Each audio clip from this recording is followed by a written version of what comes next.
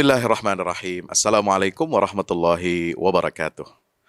Sahabat yang dimuliakan Allah Subhanahu wa taala, bersyukur kehadirat Allah. Kita sudah melaksanakan ibadah puasa Ramadan tahun 1444 Hijriah ini.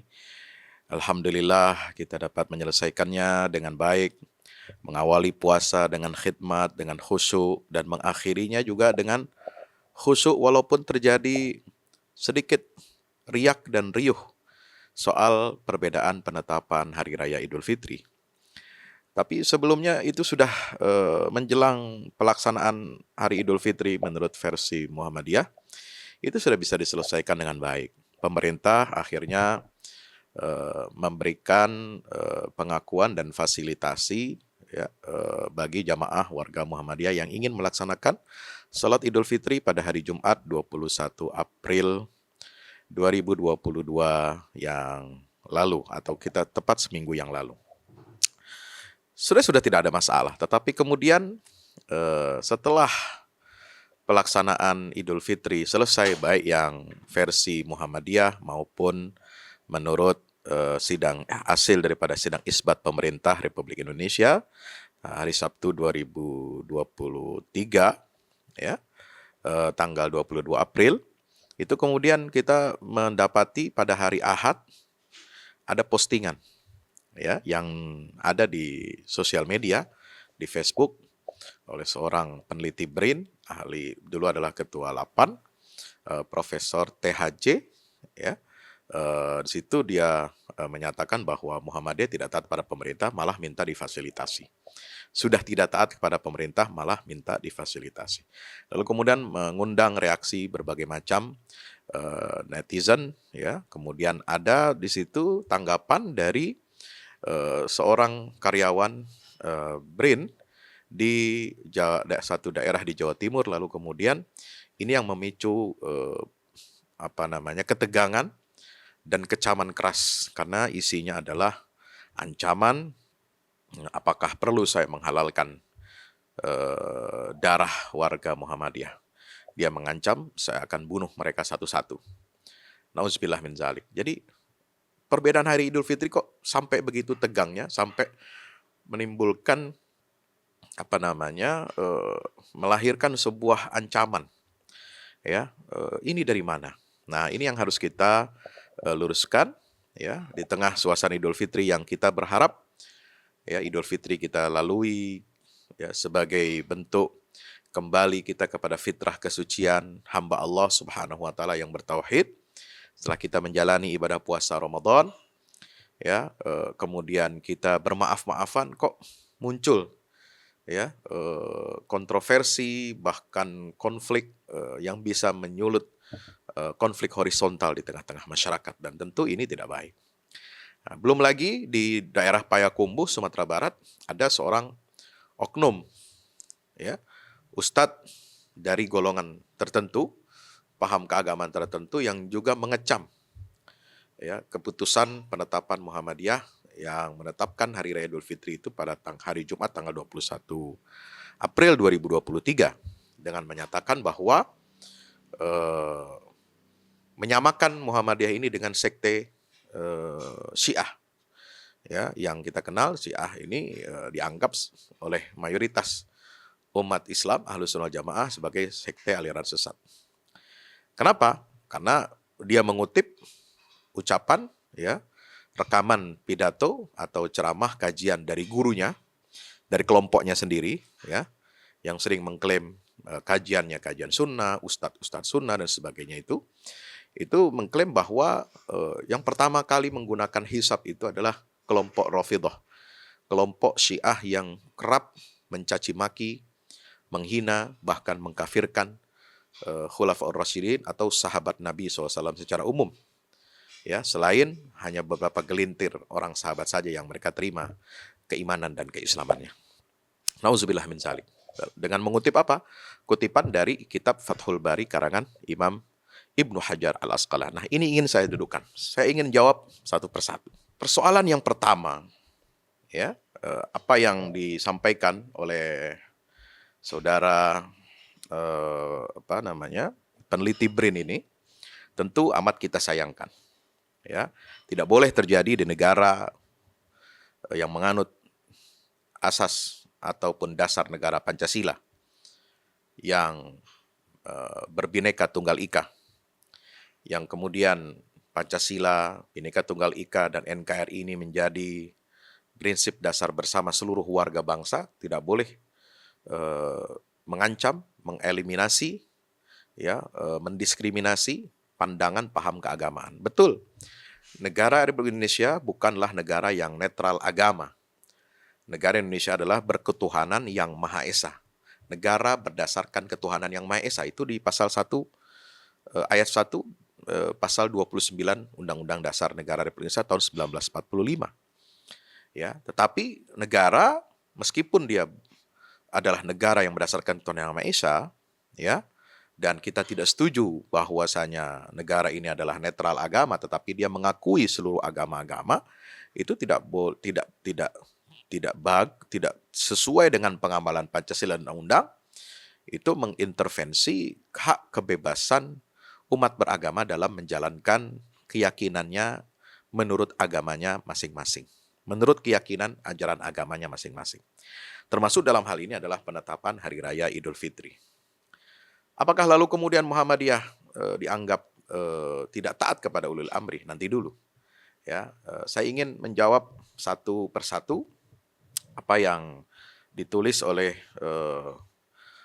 Bapak Profesor THJ dalam sebuah postingannya setelah terjadi keributan selama 1 pekan sejak minggu kemarin tanggal 23 April 2023 sampai hari ini. Saya membuat video ini tanggal 20 berapa?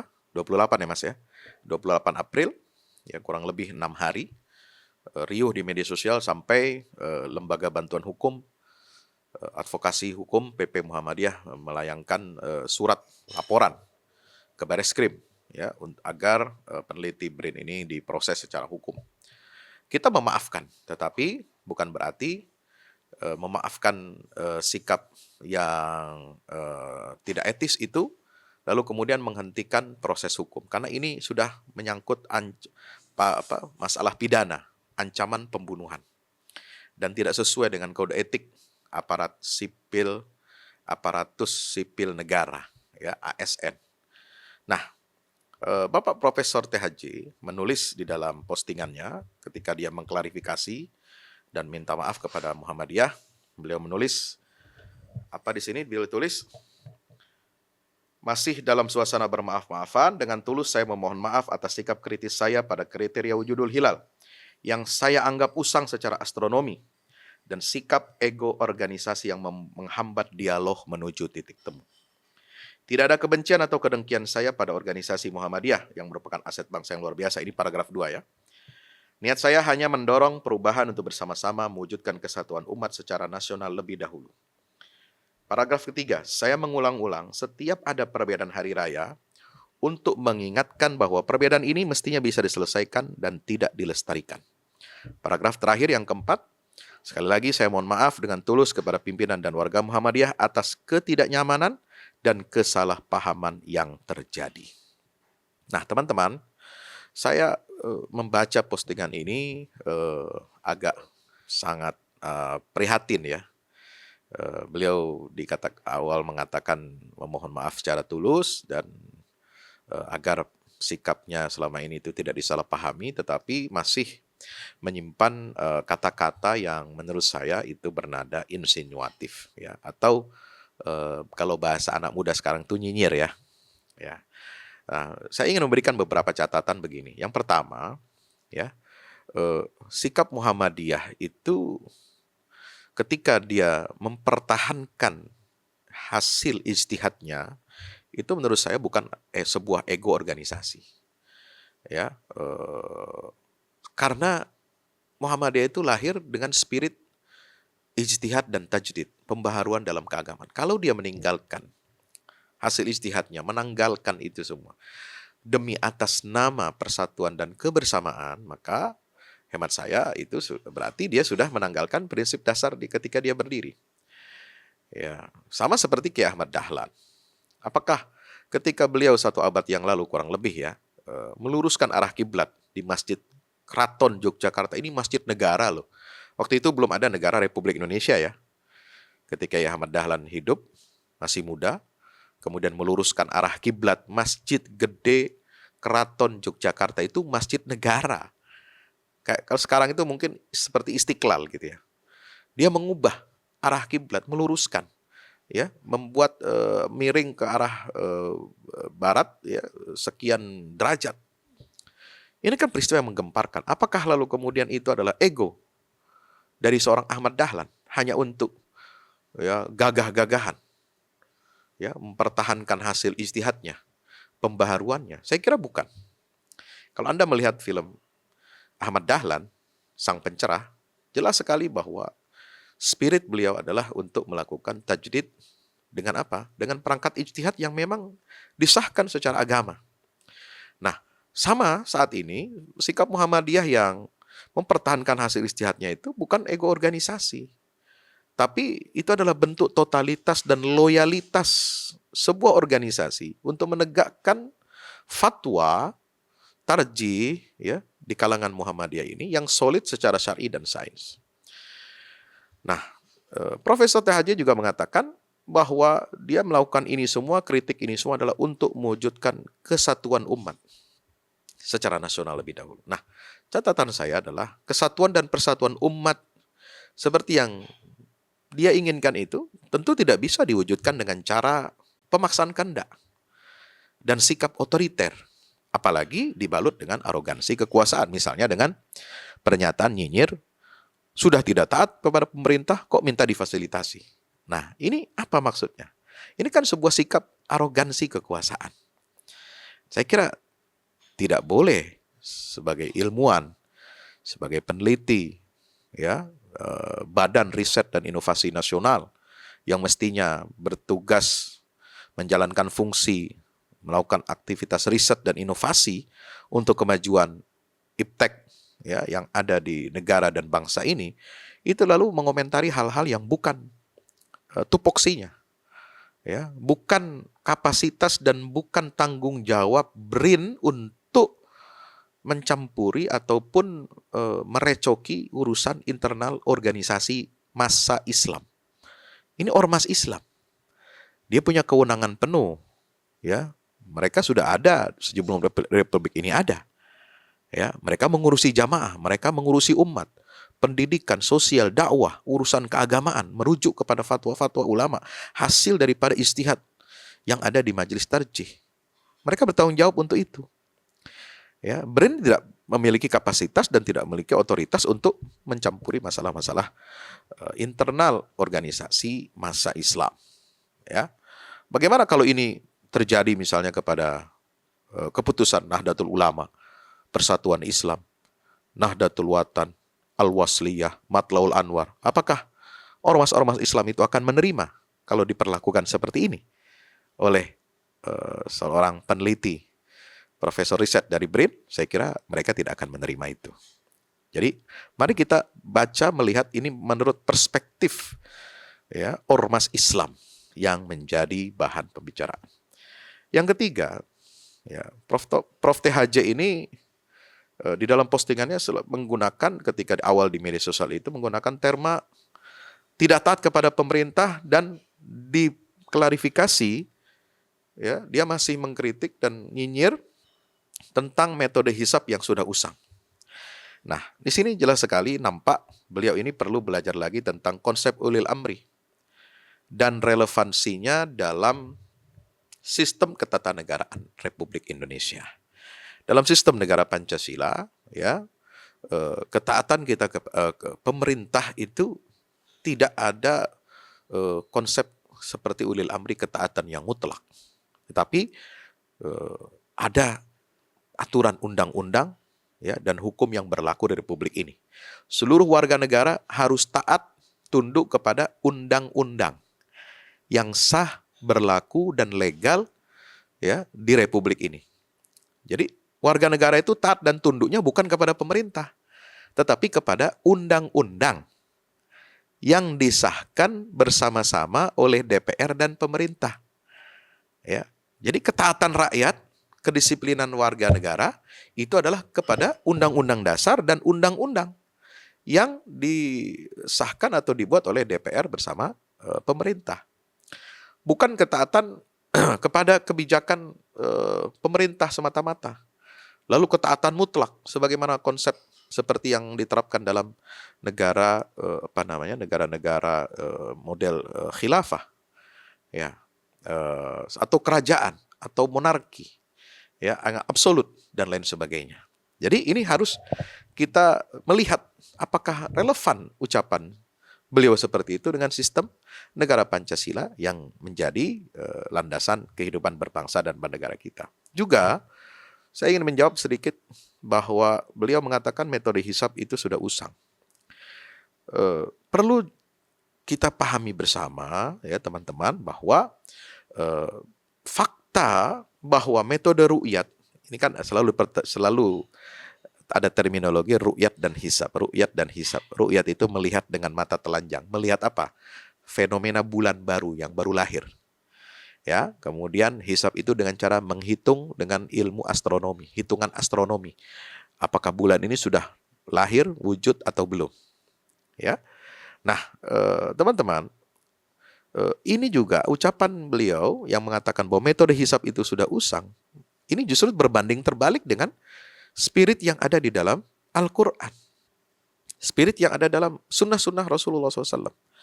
Yang mendorong kita untuk maju secara ilmu pengetahuan, terus mengembangkan inovasi, meriset, dan mengobservasi alam semesta, perjalanan matahari dan bulan. So apa?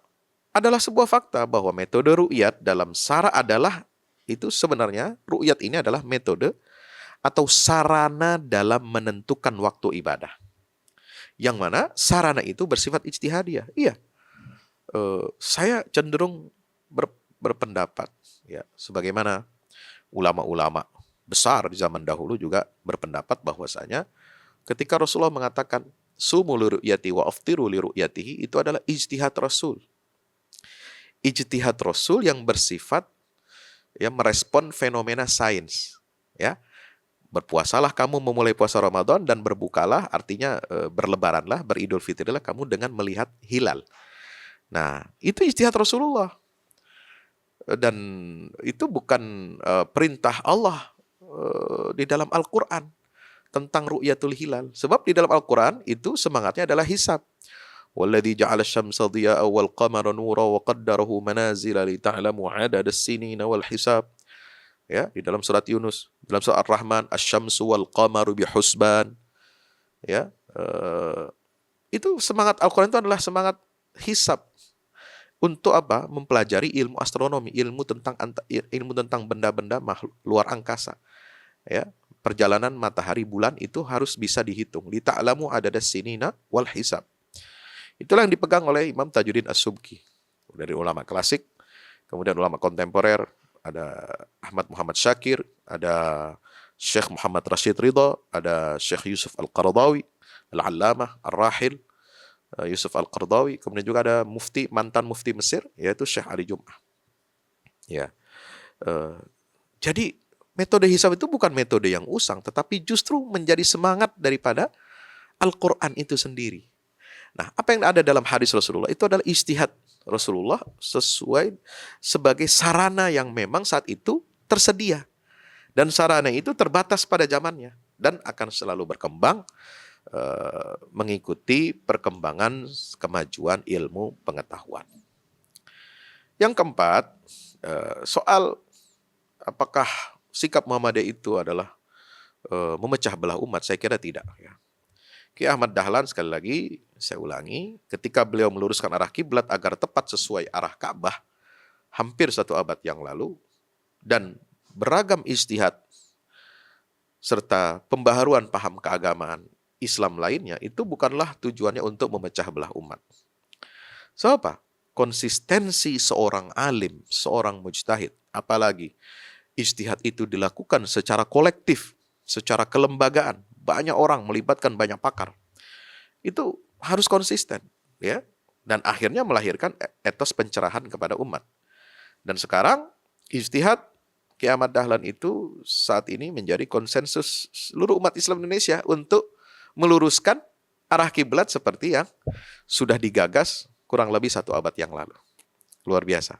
Sampai keluar fatwa MUI tahun berapa itu ya, yang menginstruksikan kepada umat Islam untuk menggeser arah kiblatnya agar sesuai dengan arah kiblat yang asli, yaitu Ka'bah.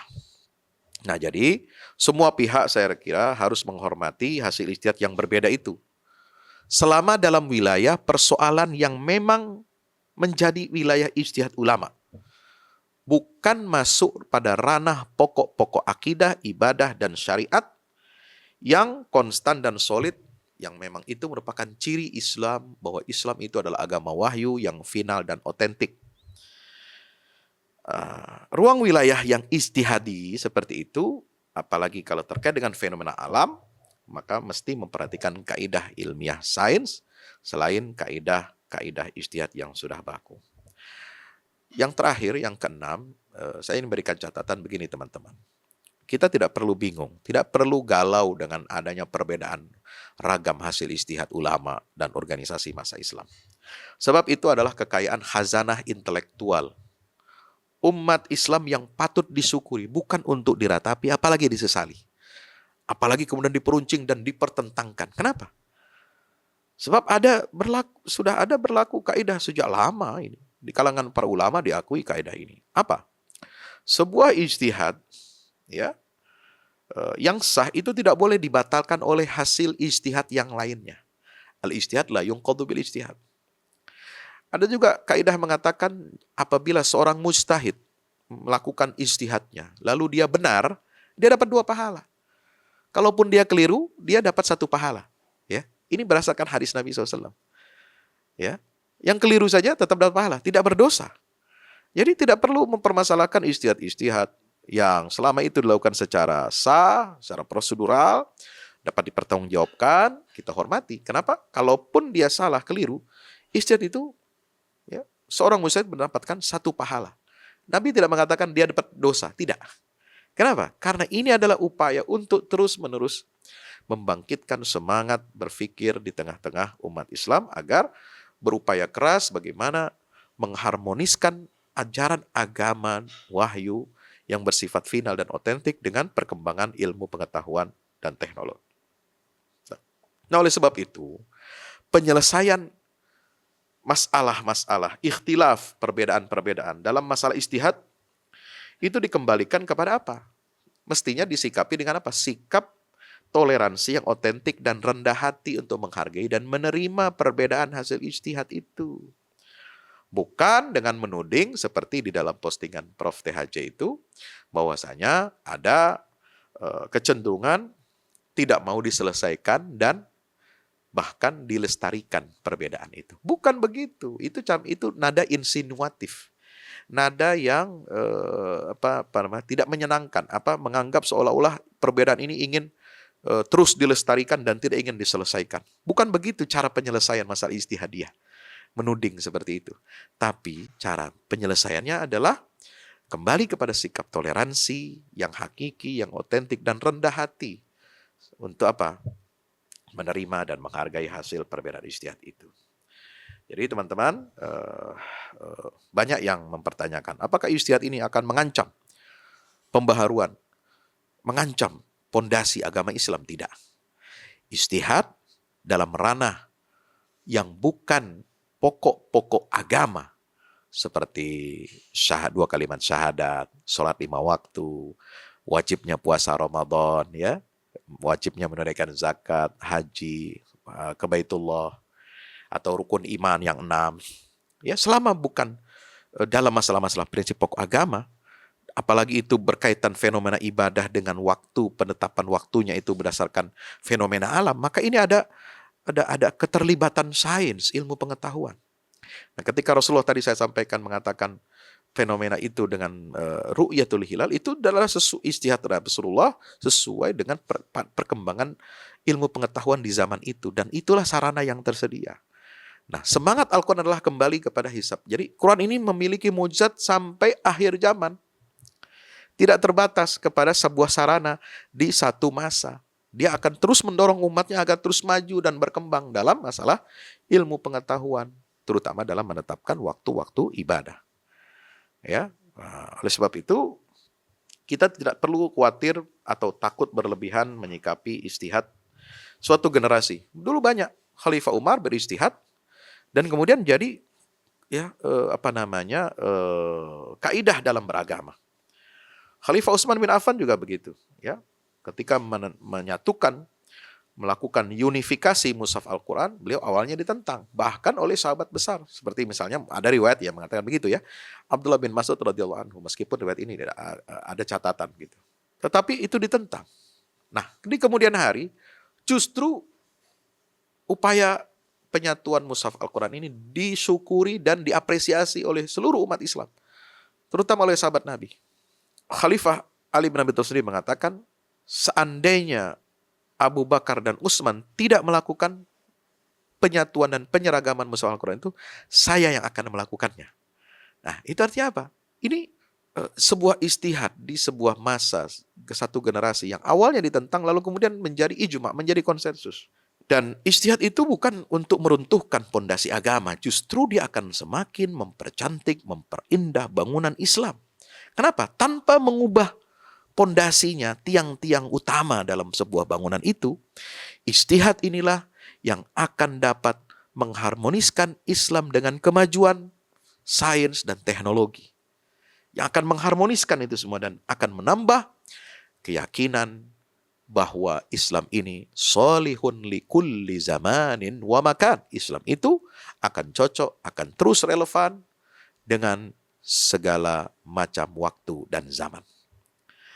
Nah, itu jawaban saya terhadap Prof. THJ. Nah, terakhir kepada oknum Ustadz yang menjelek-jelekkan, menghina Muhammadiyah sebagai sekte, lalu kemudian berislamlah tanpa ormas, ini jelas adalah sebuah provokasi yang tidak tepat, ya, kepada saudara, ya, Hafzan El Hadi, ya, seorang ustadz alumni Lipia di Payakumbuh, mengutip video yang mengatakan bahwasanya itu adalah berasal dari Syiah Rafidhah. Saya perlu tegaskan, ya, bahwasanya kutipan yang dia sampaikan dari Imam Ibnu Hajar Al-Asqalani itu disalahpahami. Dia hanya mengutip, lalu dengan semangat mengatakan itu adalah pertama kali dinyatakan itu adalah prakteknya kaum Syiah Rafidhah. Ini keliru, ya. Nah, saya ingin sebutkan di sini di kitab Fathul Bari juz 4 halaman 127 di Maktabah Syamilah. Ketika Imam Ibnu Hajar menjelaskan dan syarah bab qaulun Nabi SAW la naktub wa la nahsib. Ya. Di halaman 127 itu jilid 4 Fathul Bari, beliau mendiskusikan makna hadis la naktub wa la nahsib nahnu ummatun ummiyah. Maksudnya adalah, kata beliau, ahlul Islam alladzina bihadrati inda tilkal maqala wa huwa mahmulun ala aktsarihim. Awil murad nafsuhu sallallahu alaihi wasallam, ya, yang dimaksud dengan nahnu ummatun ummiyah, kami adalah umat yang ummi, tidak bisa baca, tulis dan tidak bisa menghitung. Itu adalah untuk orang-orang Islam yang ada hadir pada waktu ketika beliau menyampaikan kalimat itu.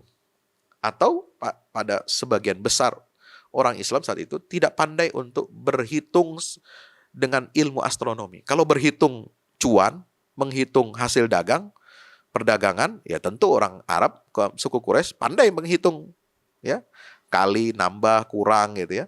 Tapi kalau menghitung hitungan astronomi, hitungan perjalanan bulan, tentu mereka tidak punya ilmunya. Sama dengan kebanyakan penduduk dunia pada saat itu. Nah, lalu kemudian setelah menyatakan itu, berarti ini apa? Nah, Imam Ibnu Hajar Al-Asqalani sendiri mengatakan apa? Bahwasanya hadis itu disampaikan Rasulullah untuk orang-orang Islam yang pada saat itu memang, ya, mereka tidak pandai berhitung dengan ilmu astronomi. Nah, itu dikaitkan dengan fenomena ibadah puasa dan itu bersifat sementara, ya. Nah, ada kemudian beliau berpendapat bahwasanya, ya, beliau mengatakan apa? Fa'allaqal hukma bis-shaumi wa ghairihi bir-ru'yah. Rasulullah mengaitkan, mentaklik hukum puasa dengan ru'yatul hilal, melihat hilal dengan mata telanjang, liraf'il haraji anhum, supaya menghapus kesulitan dari mereka. Ya, sebab kalau harus menggunakan hisab sebagaimana semangat Al-Quran itu menyulitkan karena belum berkembang ilmu tentang hisab, ilmu falak itu. Ya, jadi menghilangkan kesulitan bagi mereka kalau harus menggunakan perangkat-perangkat sains yang jelimet, yang susah waktu itu. Ya, kemudian beliau mengatakan fa'allaqal hukma bis-shaumi wa ghairihi, di situ liraf'il haraji anhum fi mu'anati hisabit taisir. Ya, karena apa? Akan kesulitan ketika akan menghitung perjalanan bulan itu. Nah, kemudian setelah itu beliau mengatakan wastamarul hukmu fis shaumi walau hadatsa ba'dahu man ya'rifu dzalika. Nah, itu berlaku secara umum ya, meskipun setelah itu ada orang yang mengetahui tentang ilmu hisab. Nah, lalu kemudian apa? Wa qad dhahaba qaumun ila ruju' ila ahli tasyir fi dzalika wa humur rawafidhu. Ya. Ya, apa namanya? Di situ dikatakan sebagian kaum berkata dalam masalah puasa ini, hari raya itu kembali kepada ahli orang yang dapat menghitung perjalanan bulan. Itu dikatakan oleh kaum Rawafid. Apakah lalu kemudian diambil kesimpulan bahwa kaum Syiah Rafidhah adalah orang yang pertama kali mengatakan demikian? Tidak. Ya, bukan mereka yang mengatakan itu. Mereka itu hanya berpendapat sama dengan kalau misalnya ada sebagian pendapat fikih dari kalangan Syiah itu sama dengan pendapat ulama-ulama Ahlus Sunnah wal Jamaah. Nah, ulama-ulama Islam Ahlus Sunnah yang berpegang kepada kaidah ilmu hisab dalam menentukan awal puasa dan hari raya itu juga cukup banyak. Ya, mereka memahami hadis Ibnu Umar, faqduru lahu, yaitu dengan arti adalah fahsibu lahu, dengan cara menghitung, memperkirakan perjalanan bulan. Kalau bulan itu terhalang, kira-kira dengan ilmu hisab ini dinyatakan sudah ada atau belum. Ya. Di antaranya ulama besar yaitu Muttarif bin Abdillah Asy-Syikhir. Beliau adalah seorang ulama tabi'in sejak beliau wafat tahun 78 Hijriah. 78 Hijriah. Ya, sebelum ada Syiah Rafidhah itu. Ya. Kemudian disusul oleh Imam Ibnu Qutaibah yang wafat 276 Hijriah. Disusul oleh Imam Ibnu Suraij yang wafat tahun 306 Hijriah. Lalu Imam Ibnu Daqiqil Id wafat 702 Hijriah. Dilanjutkan oleh pendapat tentang hisab ini yaitu oleh Imam Taqiyuddin As-Subki tahun 756 Hijriah. Imam Al-Qalyubi wafat tahun 1069 Hijriah. Ini ulama Syafi'iyah banyak. Imam Asy-Syarwani wafat 1301 Hijriah. Imam Al-Abbadi wafat 994 Hijriah. Belum lagi ulama kontemporer ya seperti Sayyid Muhammad Rashid Ridha dalam Tafsir Al-Manar yang wafat beliau tahun 1354 Hijriah. Syekh Ahmad Muhammad Syakir yang wafat tahun 1377 Hijriah. Kemudian Syekh Al-Allamah Profesor Dr. Yusuf Al-Qaradawi yang wafat tahun lalu 2022 Masehi atau 1444 Hijriah ya, karena beliau sudah tahun 1444. Kemudian sebelumnya lagi ada Imam Syekh Tontowi Jauhari 1358 Hijriah. Juga Syekh Ali Jum'ah ya yang sampai saat ini masih hidup. Ada tinggal di Mesir. Nah, jadi pendapat bahwasanya ru'yatul hilal itu adalah ijma seluruh ulama Islam itu tidak benar, ya. Yang ada adalah itu pendapat jumhur ulama. Nah, kalau jumhur mayoritas iya. Tapi tidak berarti pendapat yang ulama tadi saya sebutkan lalu kemudian kecil artinya atau tidak bernilai. Ya, persoalan jumhur atau bukan jumhur dalam pandangan fikih terutama yang berkaitan dengan fenomena alam itu tidak bisa dijadikan patokan bahwa yang jumhur mayoritas itu selalu benar. Lalu kemudian yang dipegang oleh beberapa atau ulama yang lebih sedikit itu lalu kemudian langsung dicap itu salah, keliru, sesat. Tidak. Ya, dalam persoalan sains tidak begitu. Ya, penilaian sebuah fatwa keagamaan. Kalau fatwa-fatwa yang berkaitan dengan ubudiyah, dengan muamalah, mungkin fatwa jumhur itu lebih kuat. Ya, tapi kalau yang berkaitan dengan sains itu belum tentu. Kenapa? Karena ini terkait dengan perkembangan zaman. Itu yang dapat saya sampaikan. Sehingga kita harus berhati-hati, ya. Jangan mudah emosional menanggapi sebuah fatwa, lalu kemudian menuduh ini Syiah, ini Rafidhah. Kayak nggak ada bahan lain saja, ya. Eh, Kalau ingin mendiskusikan, mendebat, ya carilah argumentasi yang lebih baik. Wajadilhum billati hiya ahsan. Ya, jangan kemudian menggeneralisir bahwa itu adalah pendapat Syiah Rafidhah.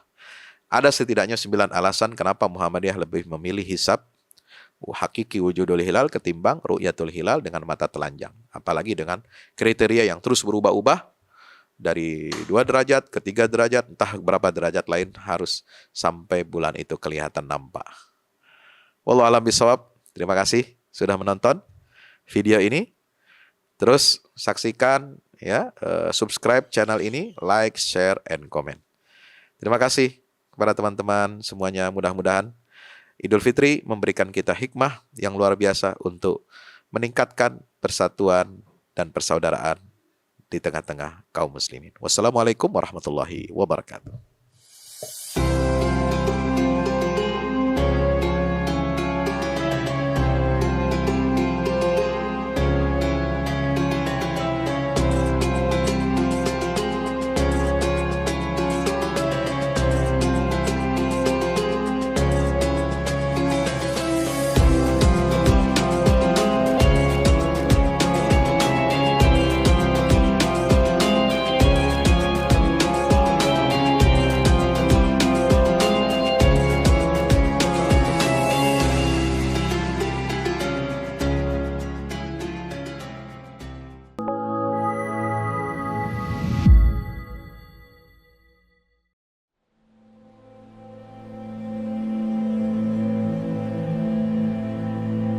Assalamualaikum sahabat.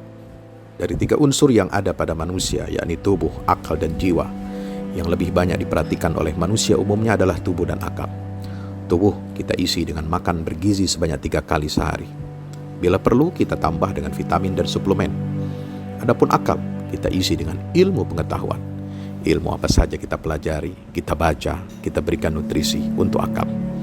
Akan tetapi kita abai dengan tidak memberikan nutrisi bagi jiwa. Padahal kualitas jiwa itulah yang menentukan mutu hidup kita, baik di dunia maupun terlebih lagi masa depan hidup kita di akhirat. Dan ajaran Islam memenuhi ketiga aspek itu. Iman untuk akal, Islam untuk tubuh, ihsan untuk mengisi jiwa yang kosong, mengisi nutrisi roh kita. Disinilah pentingnya tazkiyatun nufus. Belasan tahun lamanya Nabi Muhammad SAW mendakwahkan tazkiyatun nufus, penyucian jiwa kepada para sahabat.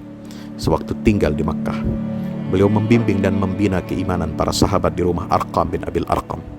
Di rumah itulah pusat pendidikan spiritual penyucian jiwa. Sayangnya, aktivitas inilah yang hilang di tengah muslimin. Kita tinggalkan salah satu kewajiban dan tujuan terbesar diturunkannya Al-Quran, yaitu tazkiyatun nufus. Dampaknya tidak main-main. Kita pun dipandang sebagai umat yang lemah, tidak berwibawa, tanpa marwah, dan tidak dianggap memiliki kekuatan menggetarkan.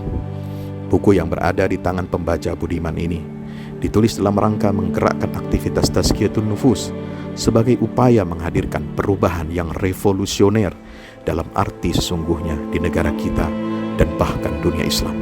Disajikan dengan pembahasan yang argumentatif dan bahasa yang mudah dipahami, buku ini dihadirkan untuk mengingatkan setiap muslim agar bersungguh-sungguh membenahi karut-marut yang mendera bangsa dan negara tercinta ini. Dengan membaca dan merenungi kandungan buku ini, semoga kita bersama-sama terpanggil untuk memperbaiki diri kita, keluarga, masyarakat, dan tentunya bangsa dan negara Indonesia. Dan semua itu bermula dari penyucian jiwa kita. Wassalamualaikum warahmatullahi wabarakatuh.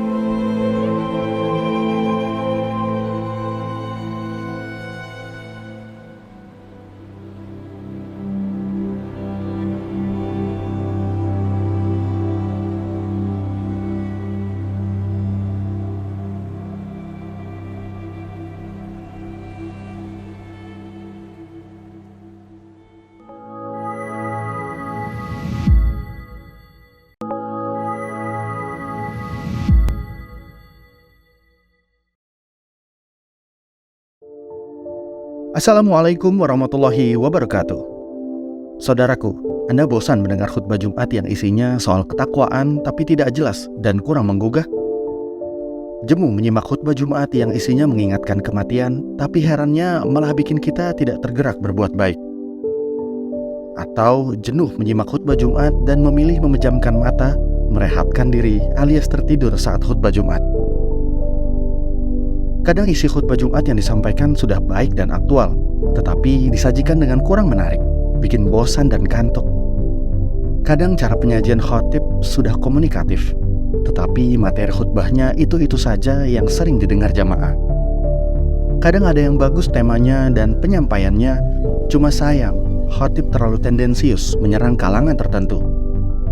Buku ini hadir untuk menawarkan khutbah yang menggugah sekaligus berpotensi mengubah jamaah.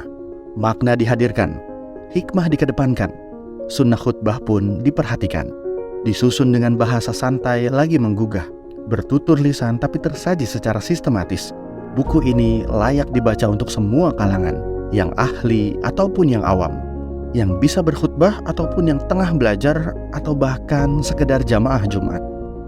Selain itu, buku ini merupakan asupan bergizi literasi generasi muda dalam menambah wawasan keislaman dan cara hidup berislam sesuai petunjuk Allah dan Nabi. Khutbah-khutbah Jumat penyucian jiwa bangsa ini hadir sebagai penawar bagi para khatib agar mampu tampil sebagai sosok yang bisa mencerahkan jamaah, menghadirkan hikmah di dada mereka selepas pulang dari sholat Jumat, untuk selanjutnya mereka merindukan momen di waktu-waktu berikutnya. Sebab itulah, khutbah Jumat memang harus disimak dengan jiwa merekah dan penuh nikmat.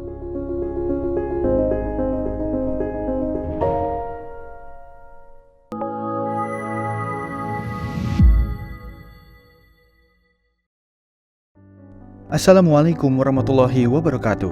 Di zaman dan era global yang semakin menuntut kita untuk terus bergerak, ada kebutuhan yang senantiasa harus kita penuhi dalam kehidupan kita. Zaman di mana segala kebutuhan terasa sangat mendesak. Salah satunya adalah kebutuhan sarana dakwah Al-Quran sebagai pusat peradaban. Al-Fahmu Institute hadir demi menjawab kebutuhan akan sarana dakwah Al-Quran di era masa kini. Kami melihat latar belakang yang ada untuk menjawab tuntutan seperti kebutuhan sarana dakwah Al-Quran yang meningkat di ibu kota, kebutuhan akan pusat pembibitan hafiz Al-Quran, kebutuhan pusat pengkajian Al-Quran, kebutuhan akan pusat dakwah kreatif berbasis Al-Quran, kebutuhan sarana media perekat umat Islam, ibu kota dan Indonesia, juga kebutuhan akan adanya sarana pusat kaderisasi guru tahfiz dan mufasir di ibu kota. Yayasan Al-Fahmu International Indonesia sedang membangun gedung pusat dakwah Quran yang berlokasi di Jalan Pengukiran 3, Pekojan, Tambora, Jakarta Barat. Gedung pusat dakwah Quran ini insya Allah akan menjawab tantangan dan kebutuhan akan sarana dakwah Al-Quran yang ada, seperti yang digagas oleh Direktur Al-Fahmu Institute, Kiai Haji Fahmi Salim MA, yaitu tugas peradaban kita semua adalah untuk berperan dalam menerjemahkan cetak biru peradaban, yaitu Al-Quran, dalam dunia nyata. Kami mengajak jamaah semua untuk ikut dalam perdagangan yang tidak merugi ini, sebagaimana yang disampaikan dalam Al-Quran Surat Fatir ayat 29-30, yang artinya, sesungguhnya orang-orang yang selalu membaca kitab Allah dan mendirikan sholat dan menafkahkan sebahagian dari rezeki yang kami anugerahkan kepada mereka dengan diam-diam atau terang-terangan, mereka itu mengharapkan perniagaan yang tidak akan merugi, agar Allah menyempurnakan kepada mereka pahala mereka dan menambah kepada mereka dari karunia-Nya. Sesungguhnya Allah Maha Pengampun lagi Maha Mensyukuri. Gedung Pusat Dakwah Quran Al-Fahmu Institute terdiri dari 4 lantai, di mana di lantai 1 terdapat Masjid Quran Mulia, dan di setiap lantainya insya Allah diperuntukkan demi berlangsungnya tugas mulia dalam perjuangan dakwah Al-Quran.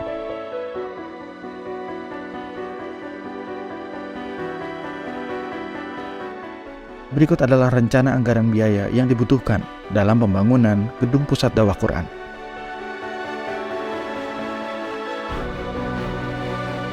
Dalam kesempatan yang mulia ini, kami mengajak jamaah semua untuk ikut dalam gerakan sedekah Lailatul Qadar di setiap malam ganjil di bulan Ramadan. Salurkan melalui nomor rekening berikut ini.